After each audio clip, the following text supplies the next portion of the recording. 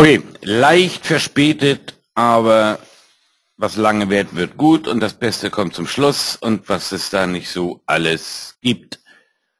Trotzdem starten wir heute Morgen ganz normal alle in diesem Seminar oder Webinar getroffenen Aussagen, die ausschließlich der Informationen der Teilnehmer sind keine Empfehlung oder Aufforderung, Börsengeschäfte jeglicher Art zu tätigen, jegliche Geschäfte mit Aktien, Renteninvestmentfonds und insbesondere mit Derivaten oder liegendem Risiko, das eingesetzte Kapital vollständig verlieren zu können oder sogar Kapital darüber hinaus. Es besteht Nachschusspflicht. Die speziellen Risiken der jeweiligen Anlageform muss sich jeder Webinar- oder Seminarteilnehmer selbst von einem Anlageberater individuell beraten lassen. Eine Haftung für eingetretene Verluste von Börsengeschäften, die sich der Teilnehmer auf Beispiele oder Aussagen des Seminars, Webinars berufe, Fehler vom Dozenten, noch von Forexpro-Systemen, noch von deren Partnern oder Erfüllungsgehilfen übernommen. Übrige gilt die Lizenzbestimmung und AGBs von Forexpro-Systeme. Dieses bitte unten rechts unterschreiben und dann zurückschicken. Ja, Jungs und Mädels, der Euro macht es uns nicht so ganz einfach. Obwohl, wenn ich es richtig sehe, überwiegen heute die Jungs. Wo sind die Mädels?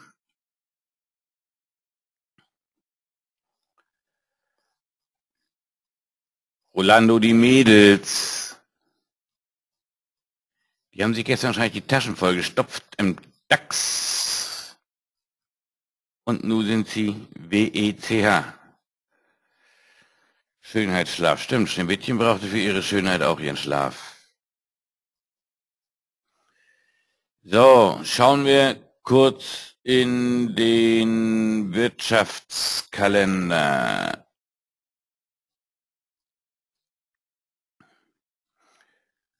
Was erwartet uns heute? Jemand eine Idee?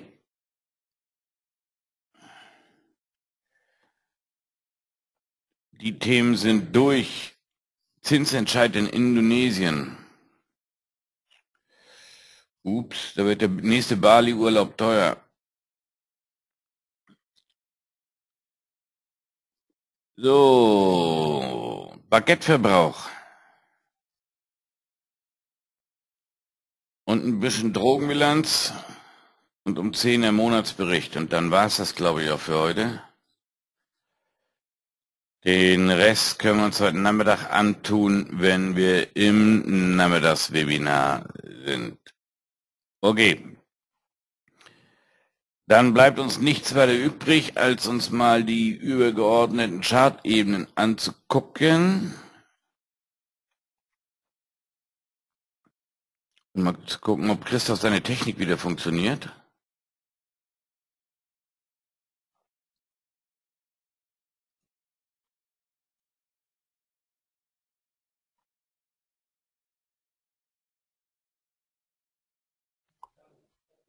Darf ich jetzt sprechen? Ah, sehr schön. Ja, natürlich funktioniert meine Technik. Und damit auch Moin Moin vom, ja, sagen wir mal Nachbarbüro, auch ohne Trennwand. Super. Er hat ein bisschen rauchend an der Ecke gestanden. Deswegen nehmen wir ein bisschen Rücksicht auf seinen Gesundheitszustand. Wie immer. Kennst ja nicht anders. So, schauen wir uns das Spiel mal an, was uns hier schon die ganze Woche begleitet. Eigentlich ist es grausam, oder? Der Absturz am Montag, der war ja, oder fing am Montag an und seitdem bewegen wir uns hier in der 40-50 Punkte Spanne. Wir kennen das noch aus Zeiten, die lange her sind, aber dass wir uns hier so lange in so einer Ecke rumtreiben, das haben wir eher selten. Wir haben heute Donnerstag und seit Dienstag früh bewegen wir uns zwischen der 58 und der 22, also in der 30-35 Punkte Spanne. Das ist etwas nicht so schön. Wir werden dafür die Zeit heute nutzen. Ich habe vorhin noch eine Mail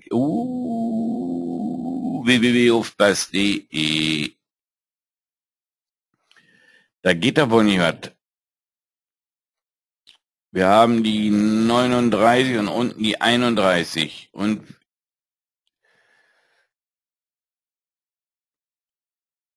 tiefst durch. So, Jung, jetzt tu uns einen Gefallen und gib uns die Chance, einen sauberen Rücksetzer zu kriegen. Das Short-Signal hat noch Gültigkeit.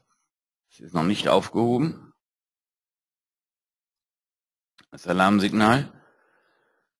Und jetzt wäre es ideal, wenn er uns einen entsprechenden Rücksetzer präsentieren würde.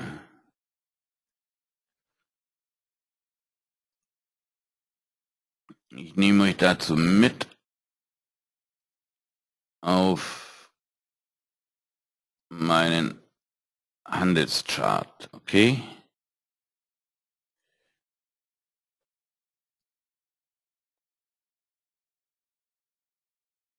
Heißt im Klartext,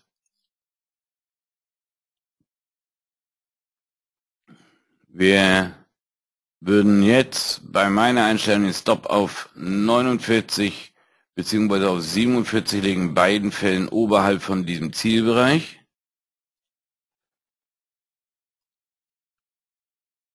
Ich würde Johann oder Hannes, dein Hinweis, danke. Wir hätten eine Chance bis 42 mit einem Risiko von 3 Punkten zu arbeiten. Ich würde den Stop hier direkt oben drüber ziehen. Wenn er mir jetzt eine Korrektur gibt, würde die Positionsgröße klein wählen.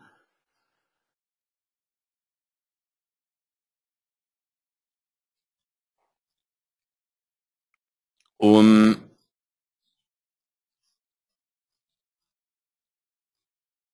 eventuell den ersten Schub gleich mitzunehmen. Bin seit 39 Short.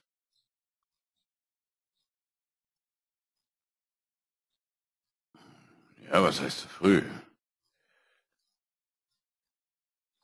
Das Signal war ja nicht das schlechteste.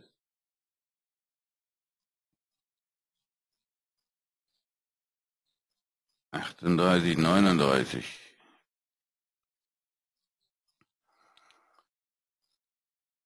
Das heißt dann jetzt nur aufpassen.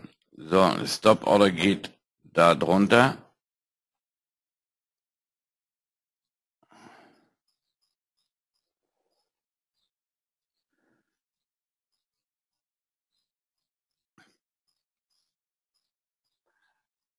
Ein Kontrakt nicht mehr und ich würde wahrscheinlich hier unten bei der 31, 7 und 8 Punkte mitnehmen, beziehungsweise spätestens hier unten in diesem Bereich mit +2 absichern.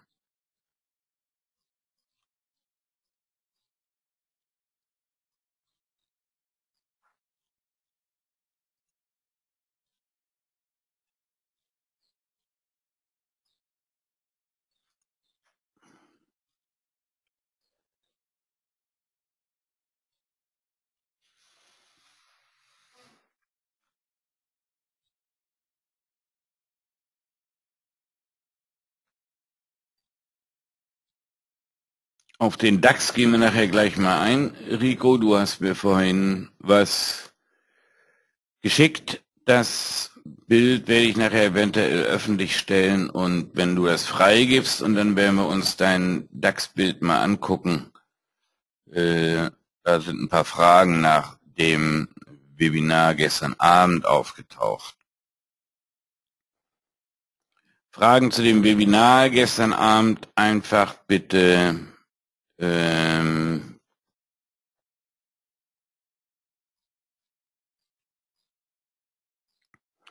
aufschreiben und entweder werden wir in einem der nächsten Nachmittagswebinare da nochmal drauf eingehen oder wir machen vielleicht nochmal ein separates Webinar, müssen wir mal 3, 4 Tage warten, bis die Fragen alle abgesammelt sind.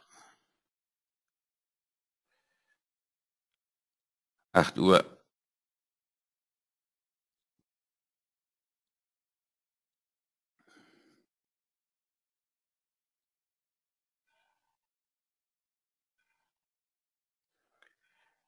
Ich würde jetzt auch relativ schnell den Stop schon nachtrailen. Ich würde kein großes Risiko mehr eingehen.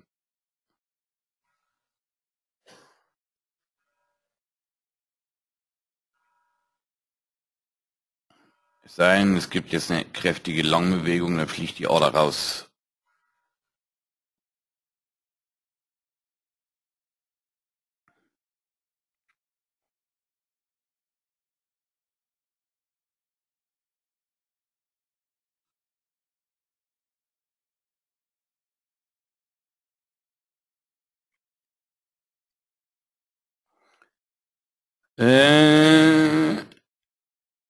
Ergebnis bis jetzt ist gar nicht so schlecht.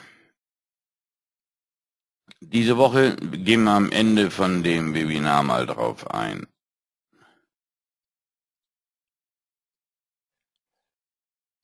Moin Kai, treulose Tomate.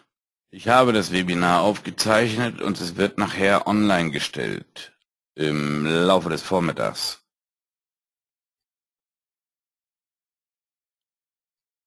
Einfach einen Zehner ins Sparschwein stecken und dann wird das freigeschaltet.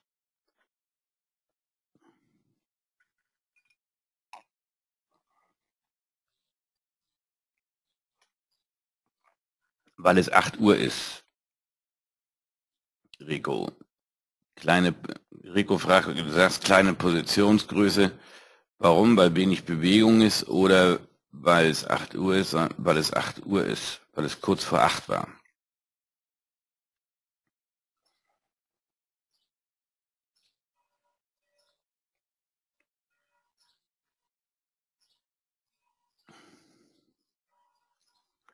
Fünf Punkte Risiko.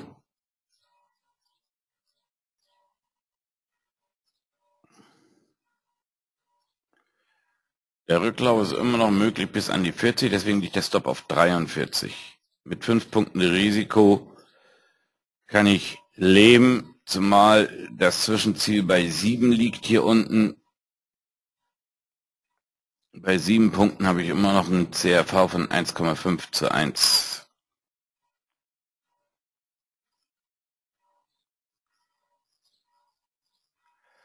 Aber da sich hier nicht so viel tut,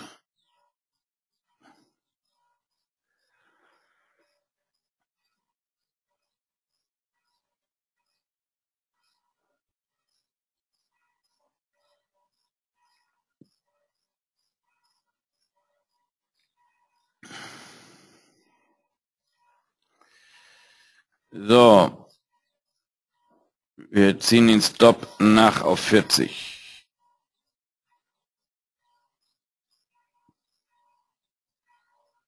Das heißt noch 2 Punkte im Risiko und damit kann ich sehr gut leben. Falsches Bild. Nee.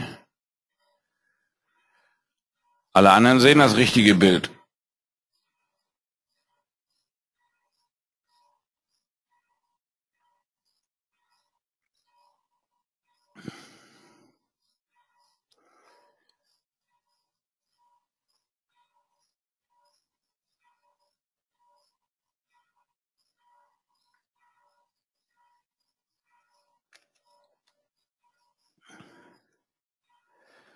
So, mit 2 Punkten Risiko kann ich sehr gut leben.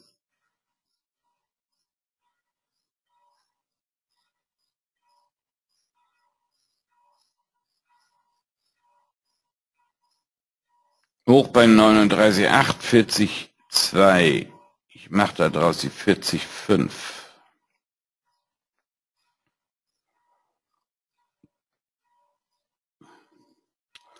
Da der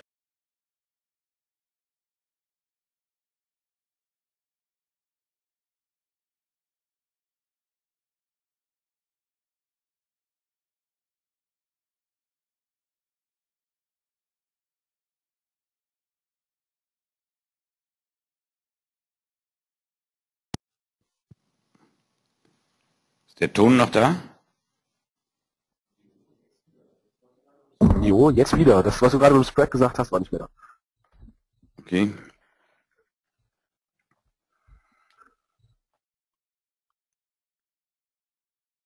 Da der Spread jetzt ab und zu mal auseinanderfliegt, müssen wir dem Trade auch ein bisschen Luft geben.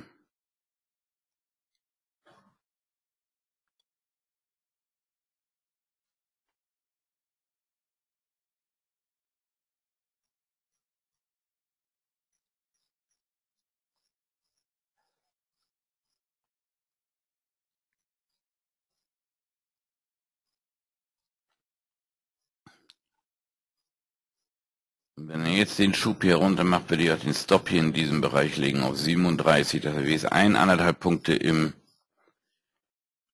Gewinn landen. Und dann werden wir uns mal um die DAX-Geschichte mal kümmern hier auf allgemeinen Wunsch einer einzelnen Dame, eines einzelnen Herrn.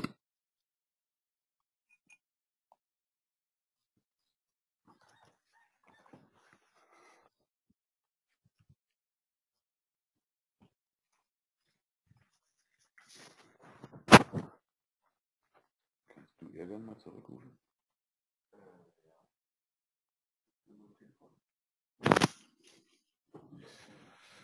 Was?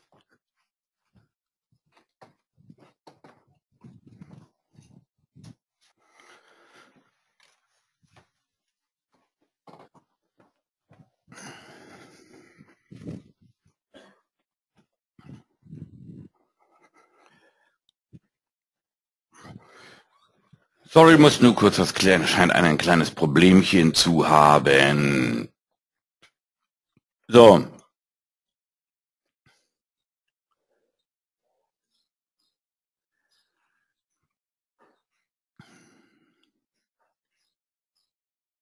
,7 Pips ist noch nicht die Welt. So, jetzt soll er laufen. Wenn er jetzt schön läuft, kann man schön den Stop hier auf jeden Fall auf Break-Even ziehen und dann harren wir der Dinge, die da kommen.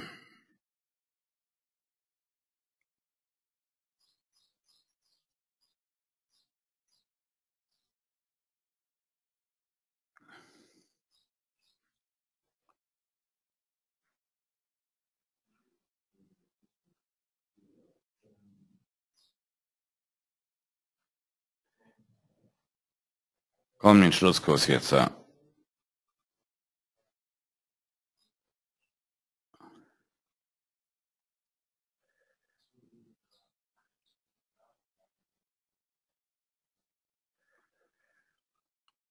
Wie ist Break-Even?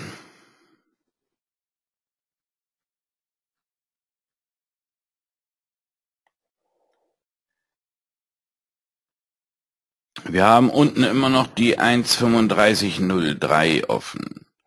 Da die Position abgesichert ist, können wir es uns auch erlauben, den Take Profit auf die 5 zu ziehen.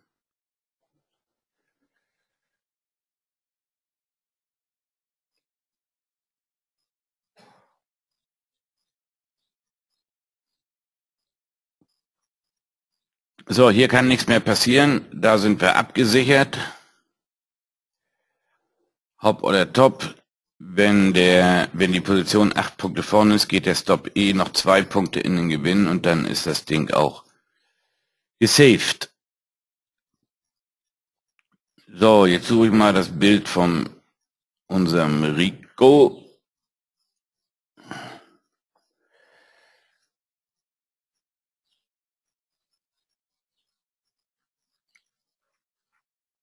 Und dazu nehme ich euch mit auf den anderen Schirm.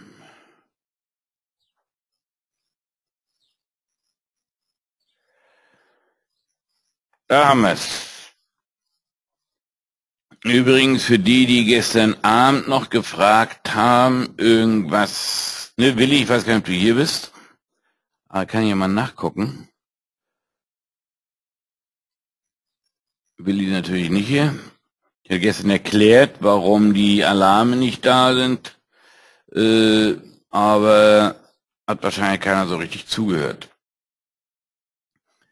Also, wir hatten gestern die Signale, gestern Vormittag im 10-Minuten-Chart.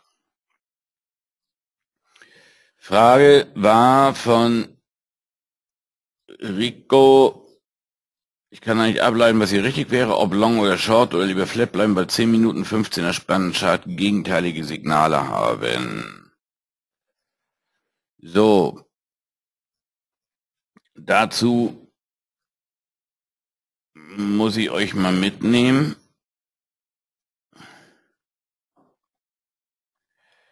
Die Situation ist auch ein bisschen tricky. Dazu muss ich euch jetzt mal mitnehmen auf meinen anderen Schirm. da. Also, Hintergrund oder zur Erklärung, ich handle alle Signale, die mir DAX Pro liefert, egal ob im 1 Minuten oder im 5 Minuten, im 15er Spannenchart. Da wir die im 15er Spannenchart nicht mehr so ganz sauber nachvollziehen können, da der ja seit gestern schon läuft und jetzt keine Spannen mehr macht, wenn die Plattform neu gestartet wird, ist das ein bisschen schwierig. Wir hatten das Signal gestern Morgen um 10:30 ungefähr. Da kamen die ersten Short-Signale. Und dann muss man sich, hier kommt das Gegensignal, wo im 10-Minuten-Chart, wo das Signal auch gekommen ist, kam hier das Gegensignal mit Schlusskurs dieser Kerze bei 60, Einstieg war bei 90 mit 30 Punkten. So, entweder steigt man da aus, das muss man dann entscheiden, oder wir haben gestern noch gesagt, wie weit er zurücklaufen darf, nämlich genau an dieses Ausbruchslevel hier, soweit durfte er zurücklaufen, dann zieht man den Stop dort drüber. Wenn man ein Tagesziel von 15 Punkten hat, dann zieht man den Stop erstmal auf die 15 Punkte, dann sind die gesaved. Und dann sucht man sich übergeordnete Ziele. Danach ist er dann gestern Nachmittag in der Nachmittagsveranstaltung, hat er uns noch ein Signal gegeben, Einstieg bei 53. Richtig. Break-even plus 2. Richtig.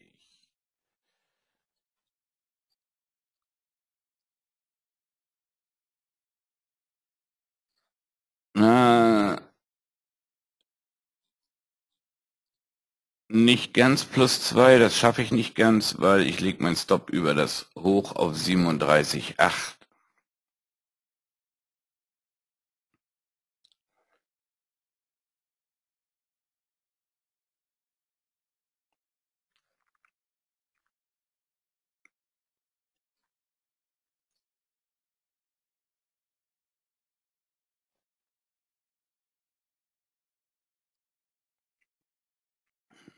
DAX machen wir gleich weiter.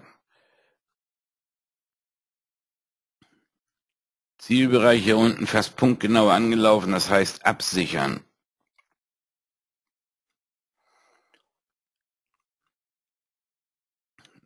Michael, so ein alter Hase wie du, kann das auch tun. Jetzt zeigen wir mal die Wirkung von den Zielbereichen. Michael hat gerade geschrieben, er ist mit plus 7 hier unten an der Kante raus. Er sagt, okay, hier unten ist der Zielbereich, da wird was passieren. 7 Punkte ist mein halbes Tagesziel oder fast mein Tagesziel und steige da unten aus. Ist nicht die schlechteste Entscheidung. Den Stil, wie man aussteigt, den muss jeder für sich selber entwickeln. Das tut auch jeder anders. Der eine handelt so, der andere handelt so. Wenn man zuguckt, wie sich die Leute entwickeln, im Laufe der Jahre, die mit uns schon eine Weile arbeiten, ist das erstaunlich.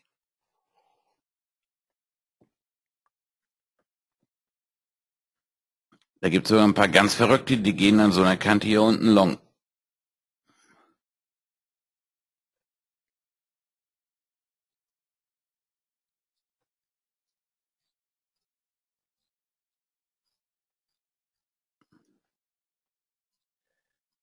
Jetzt ist die 5-Minuten-Kerze ausschlaggebend und wir haben die Pivot-Linie bei 37 liegen. Das dürfen wir nicht vergessen, die er nur ganz kurz unterschritten hat. Aber um diese Zeit scheinen die Zielbereiche mehr Wirkung zu haben als die Pivot, weil durch die Pivot ist er sauber durchgegangen.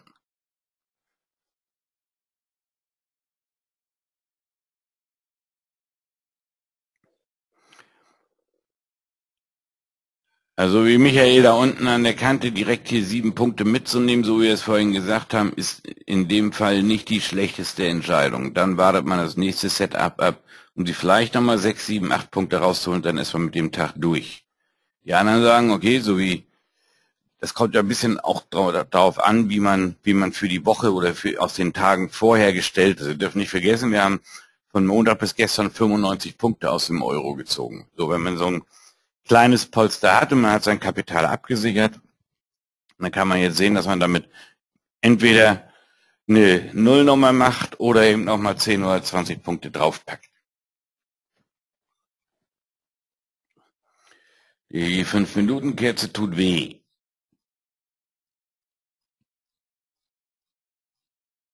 Wie gesagt, für die, die einsteigen, das ist jetzt für den Einstieg, nicht für den Ausstieg, wir treten nicht gegen die 5-Minuten-Kerze. Wir sehen hier schön 2 saubere Umkehrformationen, deswegen gehört der Stop auch da oben drüber. Wenn die Kerzen nach oben durchschlagen werden, dann haben wir auch die Pivot nach oben wieder durchbrochen, dann sollte man diese Position auch verlassen.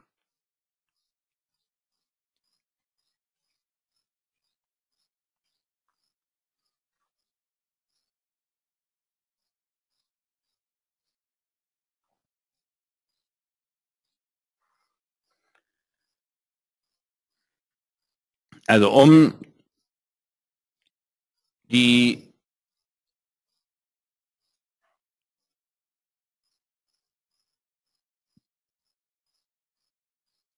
da gucken, was ihr jetzt seht. Den wollten wir nicht. Den wollten wir haben.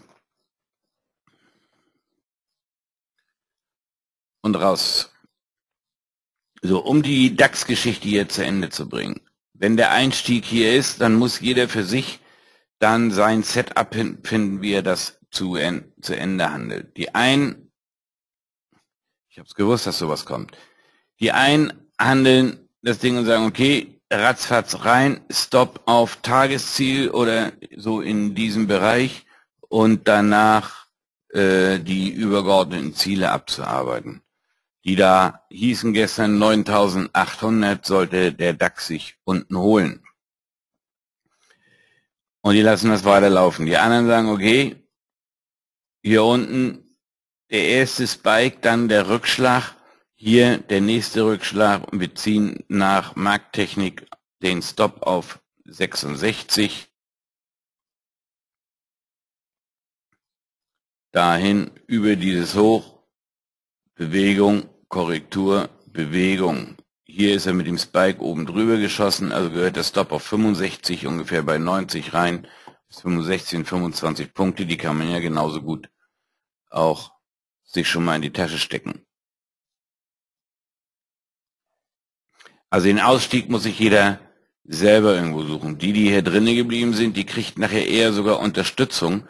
Dieses Ausstiegssignal hier, dieses Leerverkauf schließen, kam durch diesen Spike, den er hier hoch gemacht hat. Deswegen kam das Signal.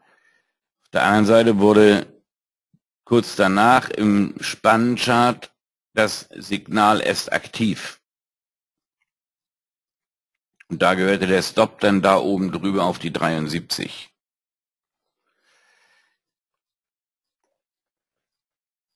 Ist ein bisschen Gefühlsgeschichte. So, dass der ein oder andere hier jetzt im Euro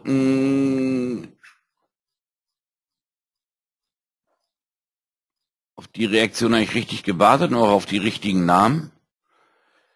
Hier kam schon die erste Reaktion, bin long.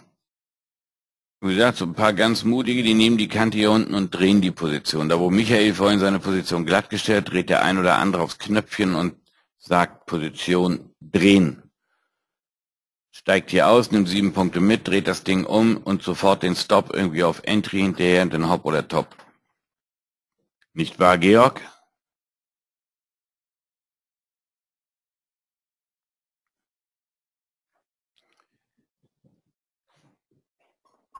Wohl dieses Chartbild, was wir hier haben, ist wieder prädestiniert. Er macht hier so eine kleine, das sind keine Mitarbeiter, die hier quieken, das ist nur der Hund. Er braucht seine morgendliche Bewegung. Das ist nicht unüblich, dass er hier so eine Seitwärtsbewegung macht und in der Seitwärtsbewegung die dann beendet mit so einem Spike.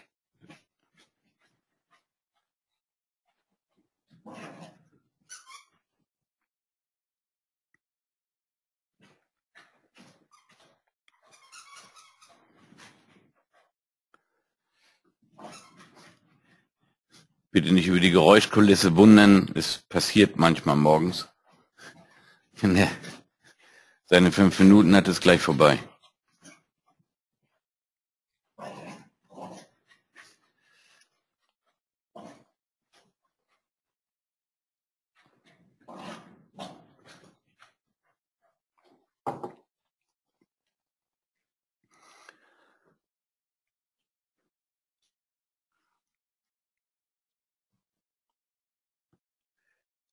Für mich war dieses Setup hier ausschlaggebend, dass diese Bewegung sich hier hätte fortsetzen müssen.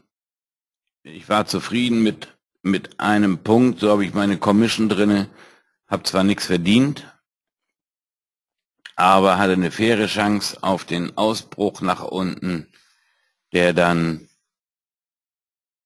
hätte laufen können bis zur 06 oder so.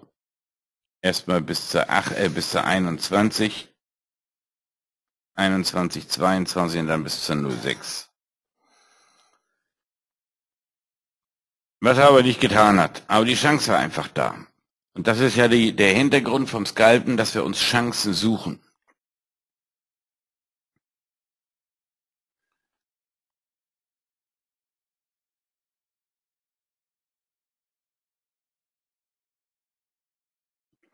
Kannst du bitte noch mal was zu den Kosten beim DAX-Handel sagen? Okay, wir haben jetzt von 8 Uhr bis 9 Uhr im DAX ein Spread von 2 Punkten. Und dann ab 9 Uhr ein Spread von einem Punkt. Jede Position im DAX rein und raus kostet jeweils 3 Euro Ordergebühr. Das ist egal, wie groß die Order ist. Es ist eine reine Ordergebühr. Das ist egal, ob ich mit 50 DAXen oder mit 80 DAXen reingehe. Das interessiert keinen Menschen. Jedes Mal, wenn ich drauf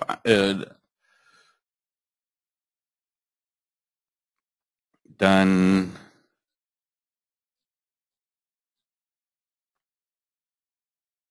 wurde im DAX eben, jedes Mal, wenn ich eine Order reinsetze, kostet oder rausnehme, kostet das 3 Euro. Das ist eine reine Ordergebühr, die der Broker kriegt.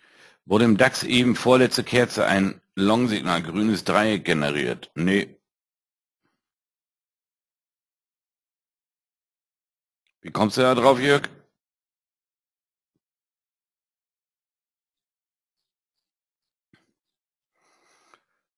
Du hast kein DAX Pro, du hast kein Euro Pro. Also kannst du gar nicht wissen, was da generiert wurde. Georg, deine Position, deine Long-Position, die du hier unten eingegangen bist, direkt an der Kante, solltest du absichern.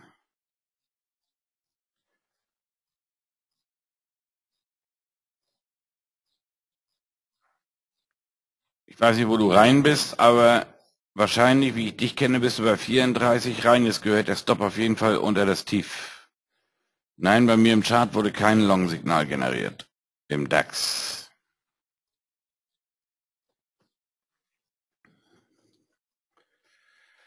Dann hätte ich es gesagt.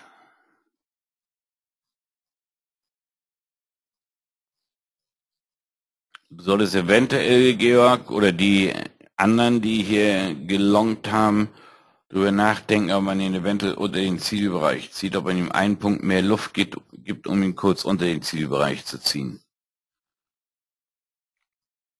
Aber das hier spricht eigentlich dafür, dass sich wer hier platziert hat. Wer hat jetzt diese Gegenbewegung hier verursacht?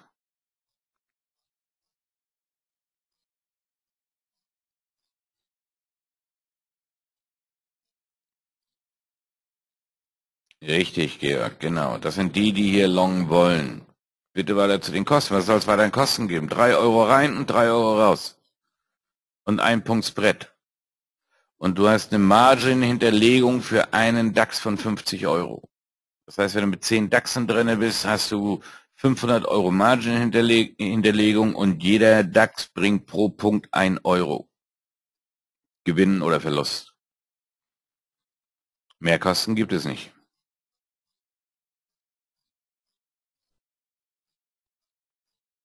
Du bist ja nicht im Future, deswegen handelst du ja keine Kontrakte. Du handelst ja Stück.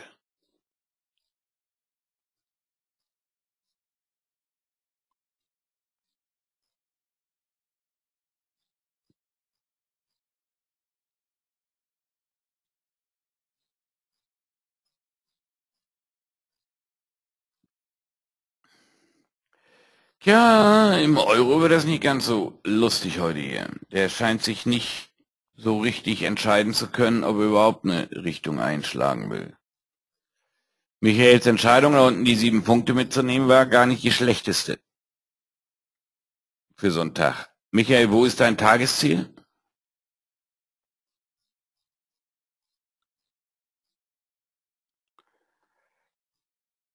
Da ist die Hälfte im Sack, oder?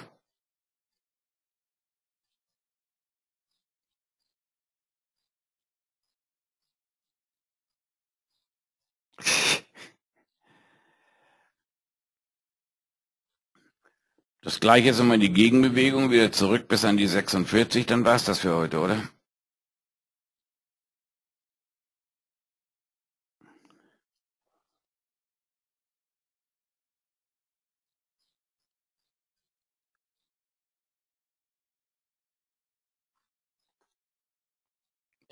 Die Situation hier ist jetzt nicht ganz ungefährlich. Wenn er den Schnitt nicht schafft und jetzt nicht umschalten kann auf Long, dann kriegt er einen nächsten kräftigen Shortschub.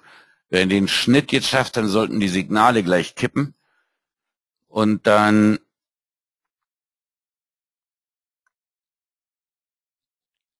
sollte er einen Longschuss kriegen.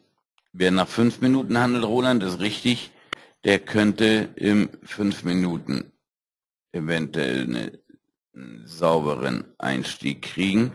Wir dürfen ja nicht vergessen, dass wir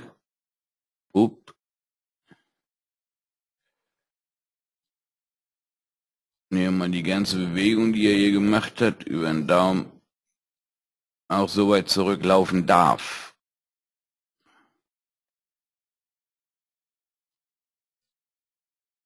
Bis an die 38, 39. Er bremst genau im richtigen Bereich.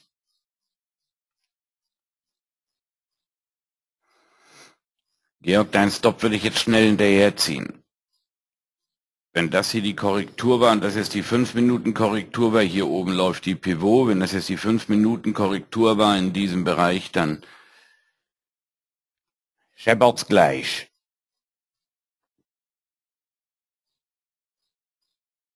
Wenn die 5 Minuten Kerze so bleibt, wollte ich gerade sagen, das tut sie aber nicht, schade. Wenn die 5 Minuten Kerze sich hier so neutral ausgebildet hätte, hätten wir darüber nachdenken können, uns mit der kleinen Position die nächste Shortennummer rauszusuchen. Und zwar genau darunter.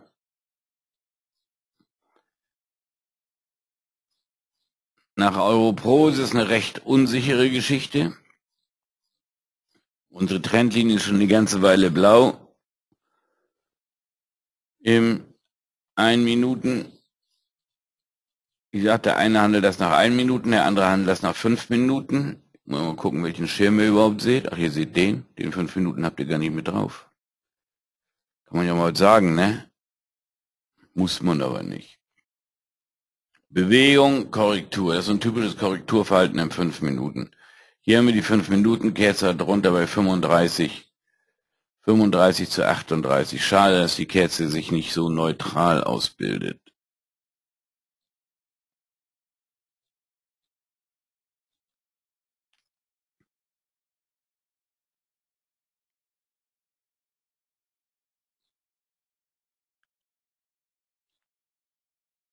Dann wäre der nächste Schub unten so Richtung 18 denkbar.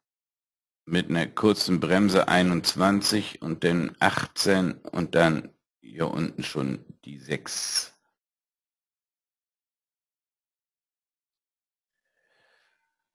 So, wer nach 5 Minuten handelt, bei 34 unter dieser Kerze rein, Stop oben drüber, 38, 39, 5 Punkte.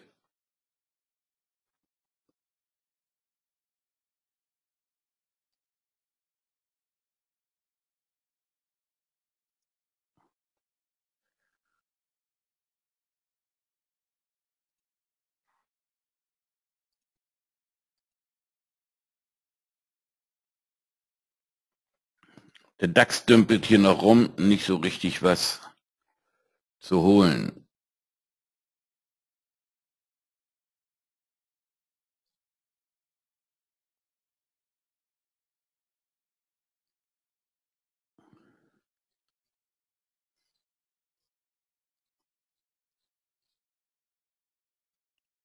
Ja, keine News oder sonst irgendwas, oder? Die lauern auf die paar Nachrichten, die nachher gegen 10 oder so kommen.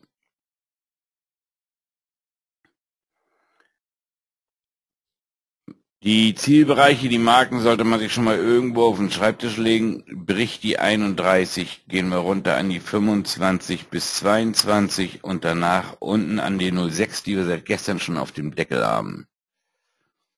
Georg, ich hoffe, du hast deine Long-Position sauber abgesichert, oder?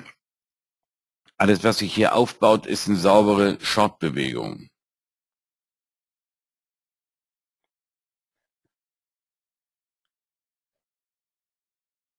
Die Pivot hier hat gehalten. Auch die 5-Minuten-Händler, die ja im Chart überwiegen.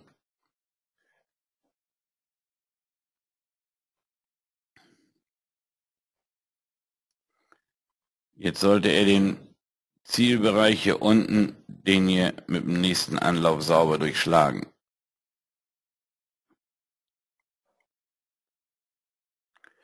Georg, bist du wie das Break-Even raus?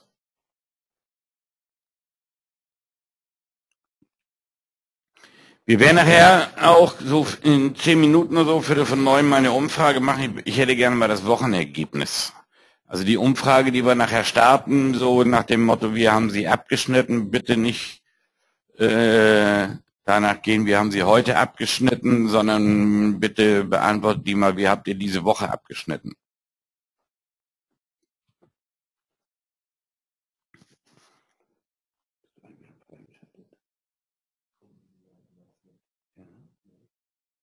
Geh mal oben auf den Button über. Ja, Plattform. Nee, was ist gerade richtig? Ja. Ach so. Ganz rechts. Dann. Du hast die 73. Dann gehen wir auf Seitenmanager. Hm? Die Stummschaltung ist aktiviert.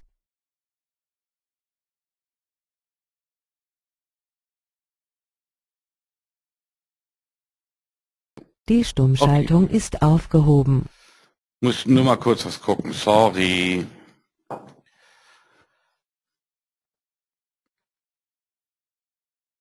-2, wie war das denn mit DAX gegenläufige Signale? Gegenläufige Signale, wenn man unsicher ist, bleibt man draußen, wie immer. Bei mir ist es so, dass ich jedes Signal mitnehme, egal ob im 10 Minuten oder im 15 Minuten, im 15er Spannenchart, habe ich gestern auch genau erklärt, warum.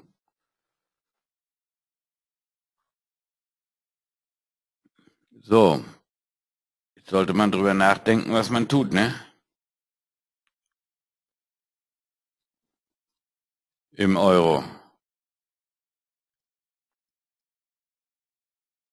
Vor allem sollte man drüber nachdenken, wenn man jetzt was tut, dass wir den Zielbereich genau vor der Nase haben hier unten. Also die Finger da nicht rauslassen wollen, die jetzt wirklich eine Short-Position hier platzieren wollen, die sollten wissen, dass wir den Zielbereich hier vor der Nase haben und die Positionsgröße dementsprechend anpassen. Also die gegenläufigen Signale im DAX wäre, nehmen wir mal das Beispiel so wie gestern, wenn ich im 1-Minuten-Chart im 10 Minuten, ne, machen wir gleich. Muss ich euch nämlich mitnehmen dahin.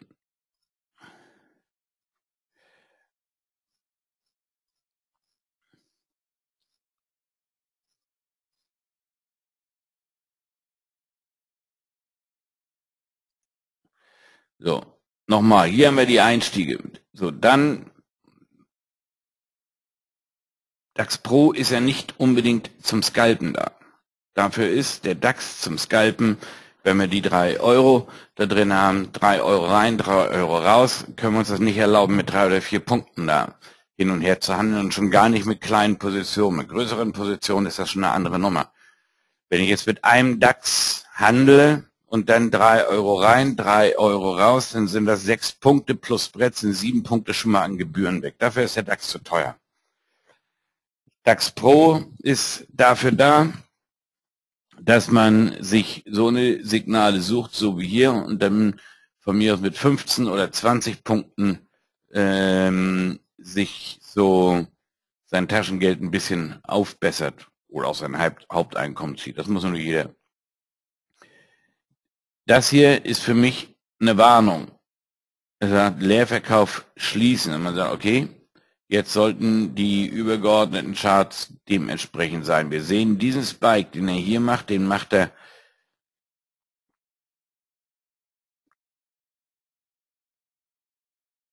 da. Gucken, die Uhrzeit suchen. 10:30 Uhr.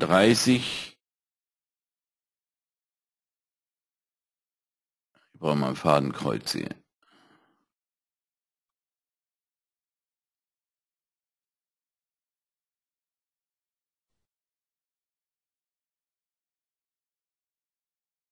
So, da ist der Rücklauf, genau der Spike, wo der im 10-Minuten-Spannchart sagt, das Signal aufheben. Das heißt für uns Achtung, Aufpass. Hier wird es aber unterstützt. Im Spannchart haben wir es da erst gekriegt, gestern Nachmittag während des Nachmittagswebinars. Deswegen heißt das für mich hier nicht aussteigen, sondern das heißt für mich Stop eben eng ran. Weiß nicht, wer mich gestern Nachmittag gefragt hat, ich glaube Georg war das, wo mein Stop liegt. Wie gesagt, ich habe mir auf mein Tagesziel gezogen. Rücklauf ist bis an die 73, 74, genau bis an dieses Ausbruchslevel möglich, was er auch fast gemacht hat.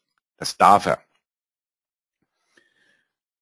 Hier kommen die gegenläufigen Signale im 10-Minuten-Chart. Wenn ich nach dem 10-Minuten-Chart eingestiegen bin und damit noch keine Erfahrung habe, dann lege ich hier keine Long-Einstiege hin, sondern wenn ich hier platziert bin oder positioniert bin, dann ziehe ich meinen Stop dementsprechend nach, so wie das Ding hier sagt, Kauf nächste Periode 9.937. Ach, dann lege ich meinen Stop auf 9.940.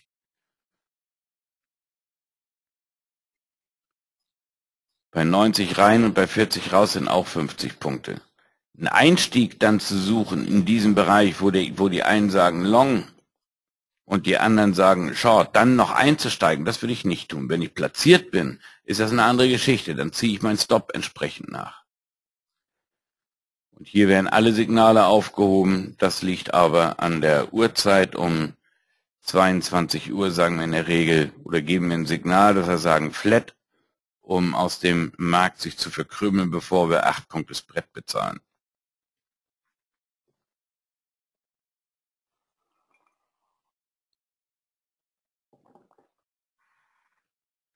Viertel von 9 machen wir noch die Umfragen, dann schauen wir mal. Das Nachmittagswebinar findet heute ganz normal statt, auch ungefähr eine Stunde.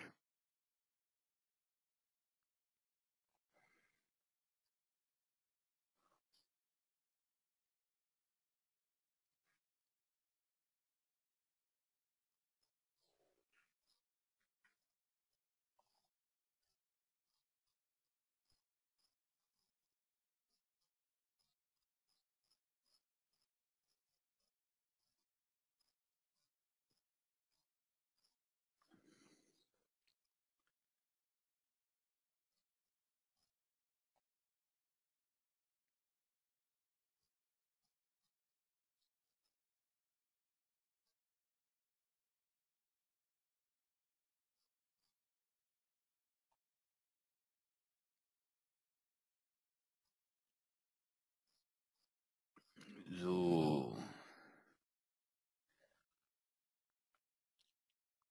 Georg, hast du die über Nacht gehalten oder Wiedereinstieg? Ich glaube jetzt auf den Wiedereinstieg. DAX ist klar, habe es verstanden. Ups.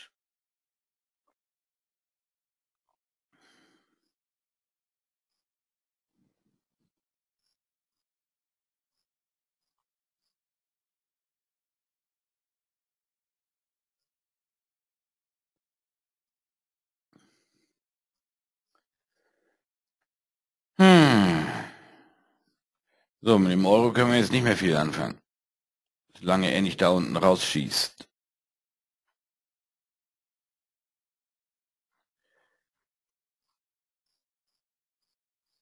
Da wir die Pivot hier oben drüber und auch das Korrekturlevel hier im Maximum erreicht haben,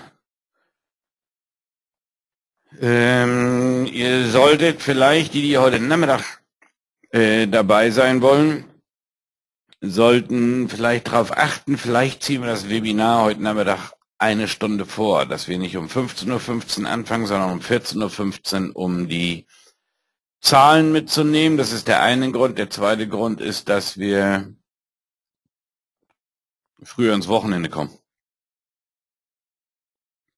Mal gucken, was das Wetter sagt. Also, es könnte sein, dass ich einen Termin für das Nachmittagswebinar nachher verschiebe auf 14:15 Uhr, dass wir die News in dem Webinar heute Nachmittag mitnehmen.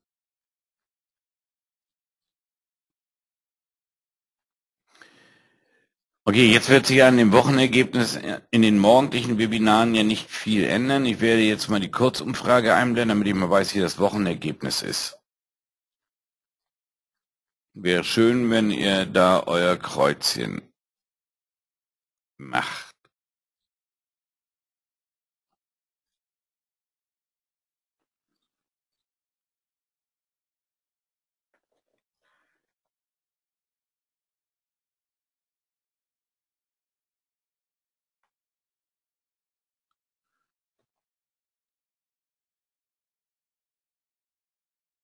Bitte auf die Woche gesehen.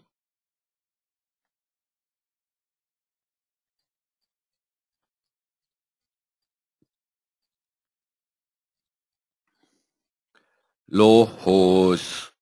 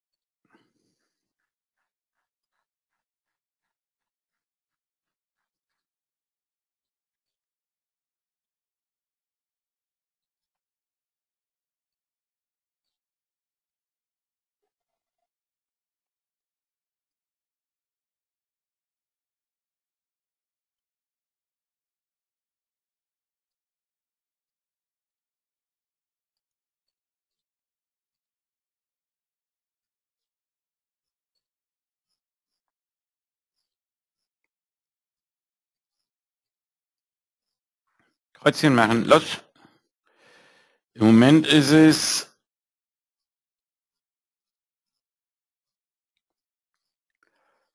ausgewogen.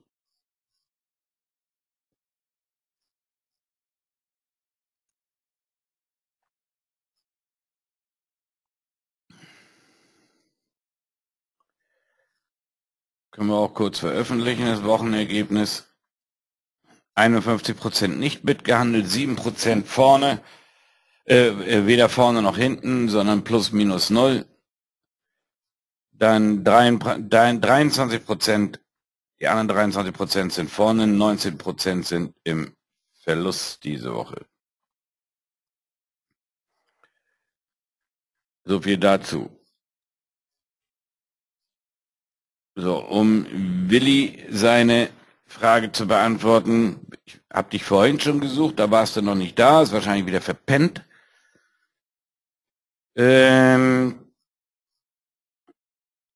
Ich nehme dazu nochmal das Bild von Rico. Willi, wenn du deine Sentimentoren, Metasentimentoren hier unten genauso eingestellt hast, 101 und 1010, dann hast du auch deine Signale drin. Die Macke liegt da drin, dass der Metasentimentor mit Sicherheit hier unten falsch eingestellt ist. Oder du hast sie hier oben mit diesem Button oben ausgeschaltet. Dann musst du da mal draufdrücken, musst du dort ein- und ausschalten. Dort kannst du die Signale sichtbar und nicht sichtbar machen.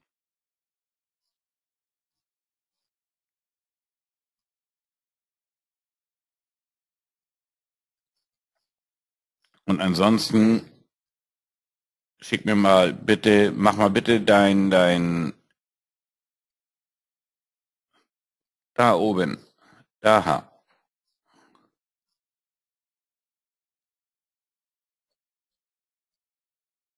So, machen wir das mal Willi-freundlich hier.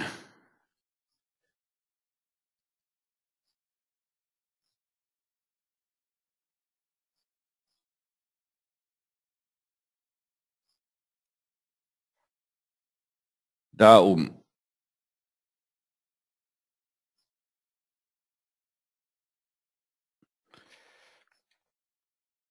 Siehste, das kommt auch daher, wenn man abends nicht aufpasst, ne? Haben wir nicht gestern Abend zweimal erklärt.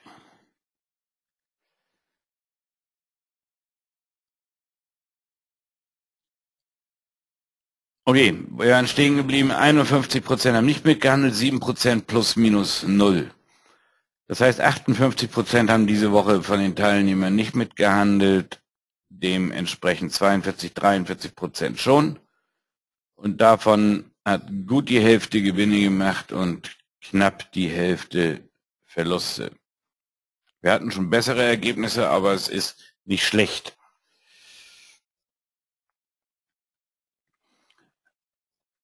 Okay, noch Fragen dazu?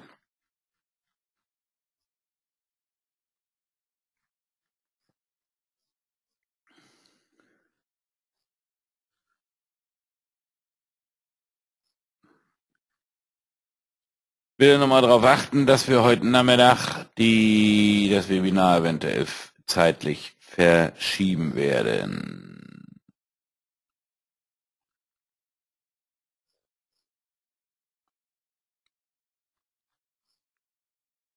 Wenn keine Fragen sind, unsere Stunde, die ist auch um, dann verkrümeln wir uns hier und machen heute Nachmittag noch das Abschlusswebinar für diese Woche. Und danach entlasse ich euch ins Wochenende. Hoffen wir, dass wir draußen sitzen können, schön im Biergarten, Hefeweizen genießen. Dann den Rest dann wieder am Dienstag in aller Frühe, so wie fast jeden Tag. Okay? Christian, ich habe deine Nummer nicht. Schick mir bitte kurz eine E-Mail mit deiner Telefonnummer. Je früher, desto besser. Wir können uns auch gerne sofort machen.